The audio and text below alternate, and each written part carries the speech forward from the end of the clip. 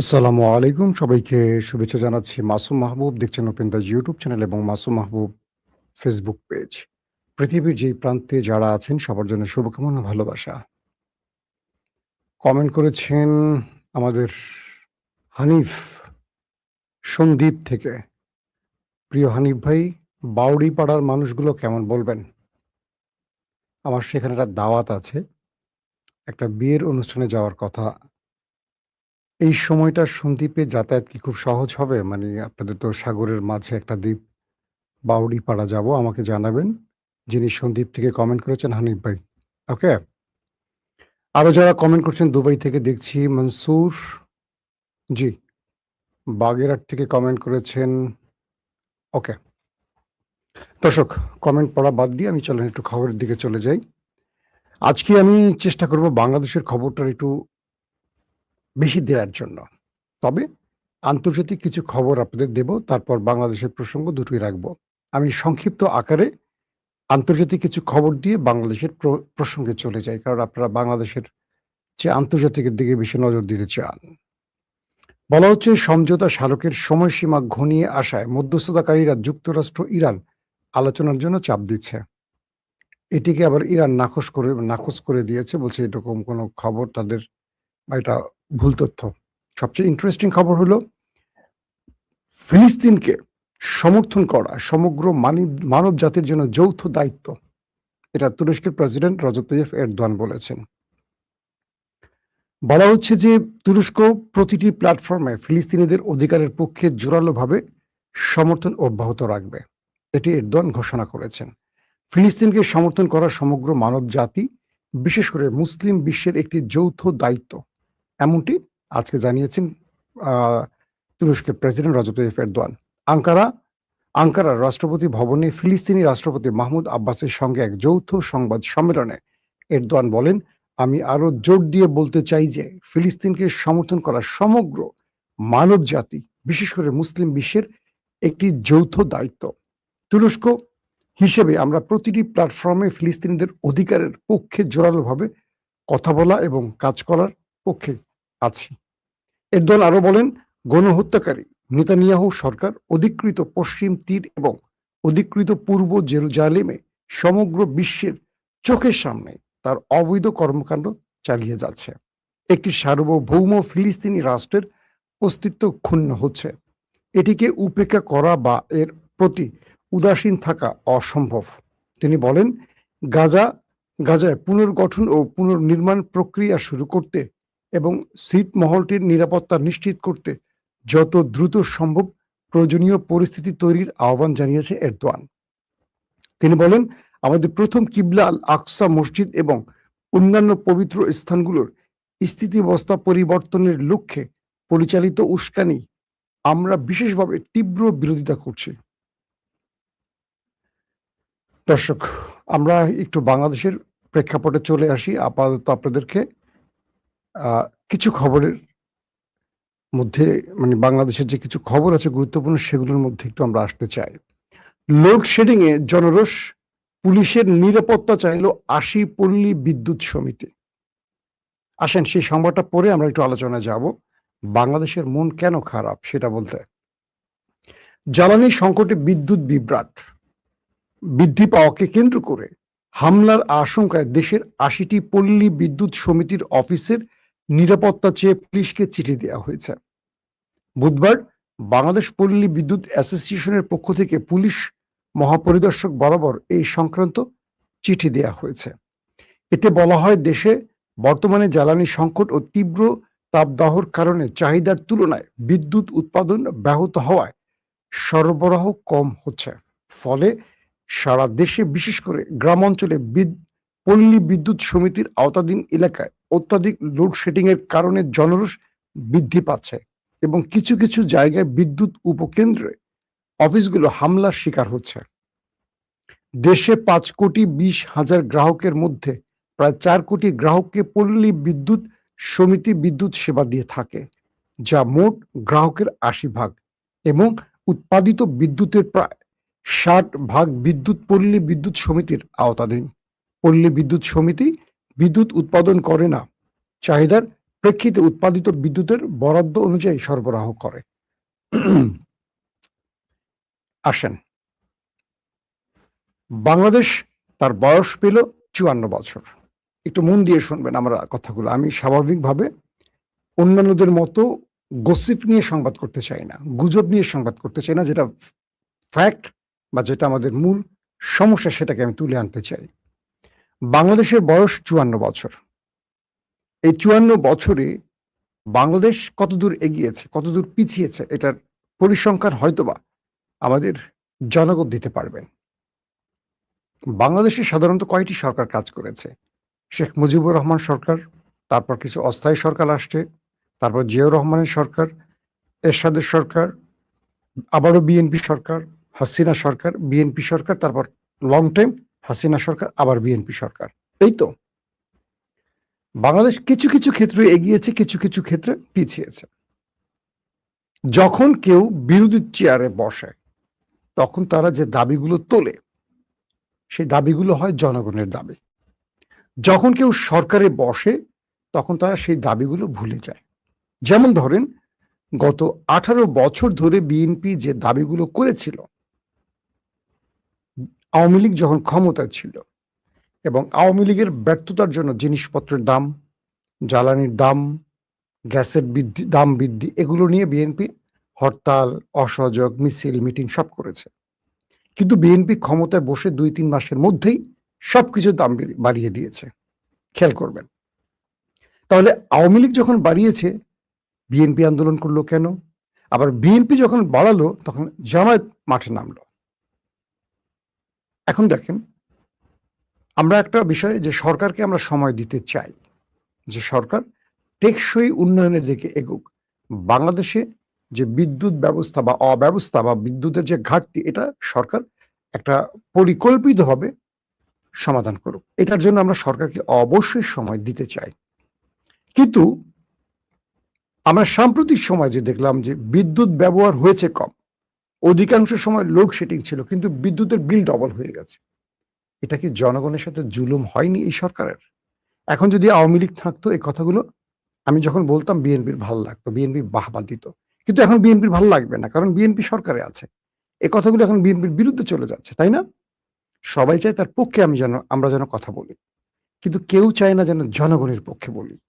এটাই হলো আমাদের আফসোসের কারণ।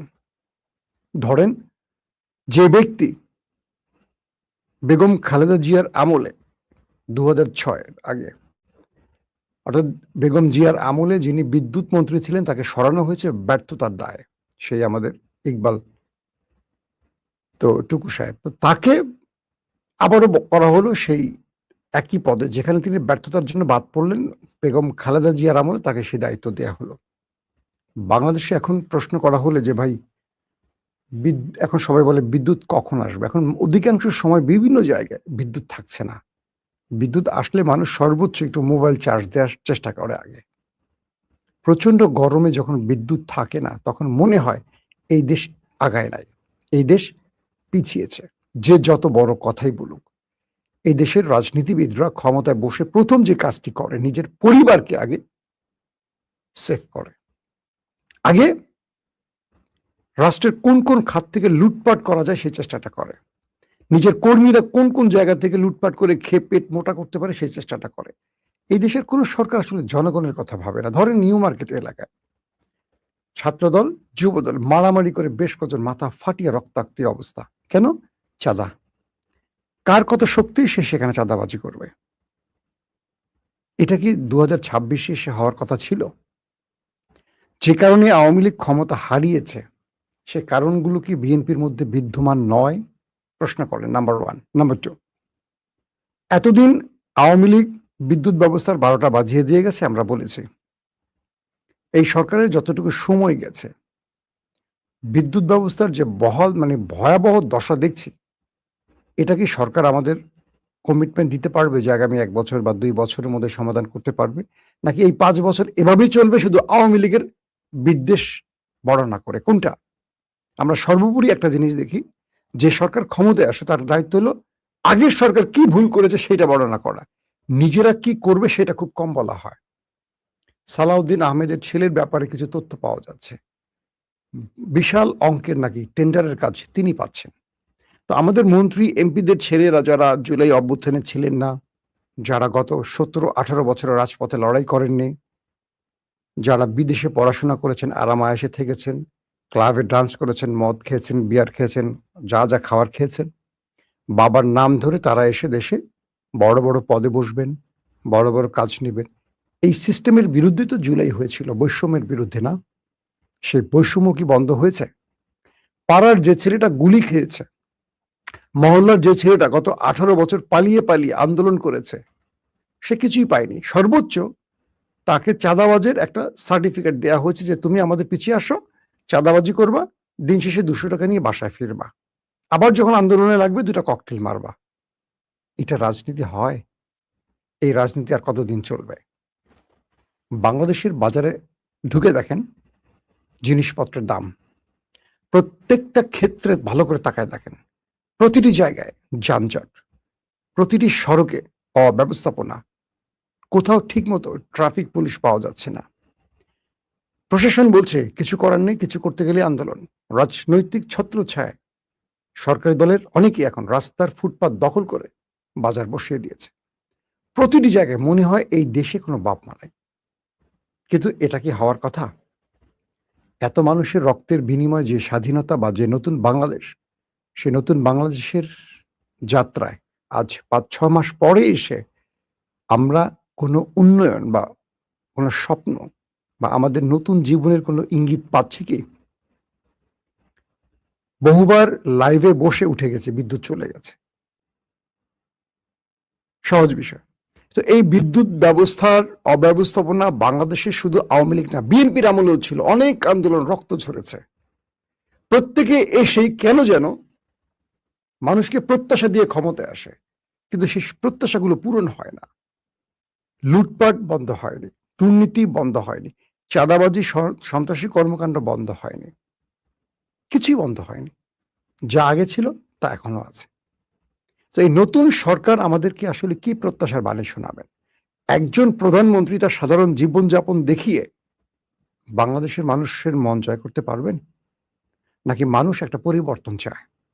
এখন যদি বলেন আপনাদের সময় দিতে হবে, মাত্র 5 মাস 6 মাস বসেছি ক্ষমতায়, আমরা সময় দিতে চাই, কথাটা আমি শুরুতেই বলেছি। কিন্তু 5-6 মাসের বাদ দেন। প্রফেসর ইউনূস তিনিও ক্ষমতায় বসছিলেন সবচেয়ে ভয়ঙ্কর সময়। তার সময় আমরা রোজার ঈদ বা রোজা পালন করেছি। তার সময় আমরা বাজারের যতটুকু অস্থিরতা দেখেছি তার চেয়ে বেশি এখন দেখছি। প্রত্যেকটা পণ্যের দাম বাড়ছে। প্রত্যেকটা ক্ষেত্রে মানুষের মধ্যে অসন্তোষ বাড়ছে। কি হবে আসলে আমাদের? কি হওয়া উচিত আমাদের? মানুষ এখন বলছে হাসিনাই তো ভালো ছিল।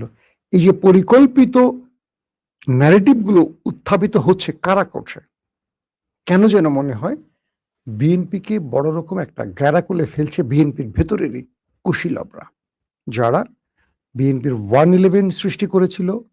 এখন তারেক রহমানকে মাইনাস করতে তারা বিএনপিকে ব্যর্থ করতে চায় এবং বিএনপি তার গুরুত্বপূর্ণ পদে এমন এমন বেফাঁস মন্তব্যকারী বা এমন এমন ব্যক্তিদের বসিয়েছেন যারা দেশের উন্নয়নের চেয়ে বিরোধী মতের বিরুদ্ধে কুৎসা রটনার ক্ষেত্রেই পারঙ্গম।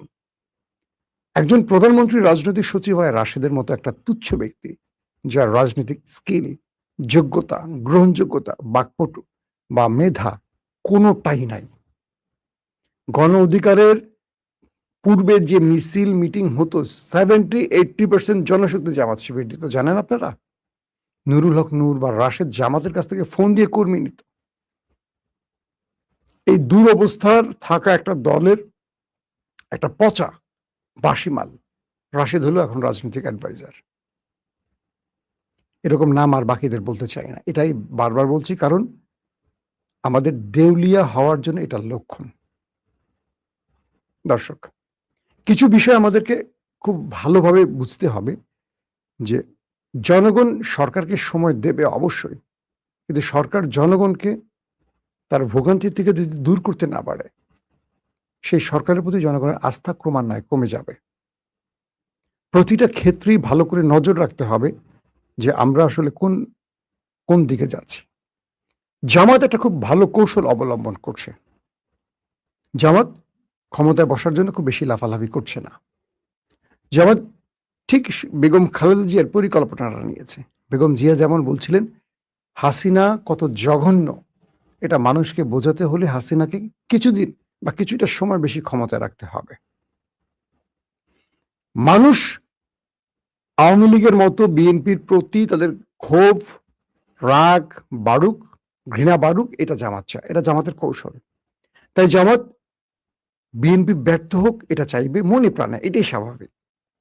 এবং জামাত এমন কিছু কৌশল অবলম্বন করে পথ চলছে যাতে করে মানুষ বুঝতে পারে যে বিএনপিকে ভোট দিয়ে তারা ভুল করেছে।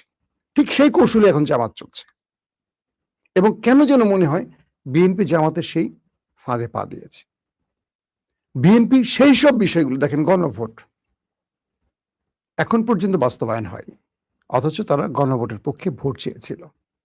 পুরো পৃথিবী বা পুরো জাতি দেখলো যে বিএনপি বলল কি আর করলো কি। বিএনপি পুরো জুলাই মাসে এমন কি কাজ করলো যেটা জুলাইকে বাঁচিয়ে রাখার মতো। বিএনপি 18 বছর যে দাবিগুলো তুললো শেখ হাসিনার ক্ষমতার আমলে, সেই দাবিগুলো তাদের ক্ষমতার সময় তারা কটা বাস্তবায়নের পথে হাঁটছে? এই প্রশ্নগুলো আমাদের থাকবে। কারণ আজকে না, কালকে আবার বিএনপিকে বিরোধী চেয়ারে বসতে হবে, তখন যেন এই দাবিগুলোর জন্য আবার রক্তারক্তি না হয়। আমরা চাইব প্রিয় বিএনপি সেই কাজটি করবে।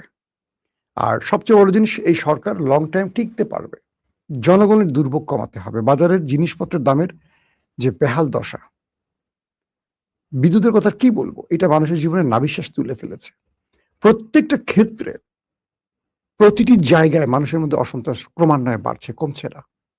তারেক রহমান সরকারকে একটু বুঝতে হবে, কান পেতে দেখতে হবে, চোখ মেলে দেখতে হবে। ওই যে আশেপাশে কেউ বলবে যে না জনগণ খুশি, জনগণ আমাদের এই সরকারের প্রতি খুব আস্থা রাখছে, যারা এই কথাগুলো বলছে তারা এই সরকারকে দ্রুত ডোবাতে চাইছে। ঠিক হাসিনাকে এভাবে ডোবানো হয়েছে।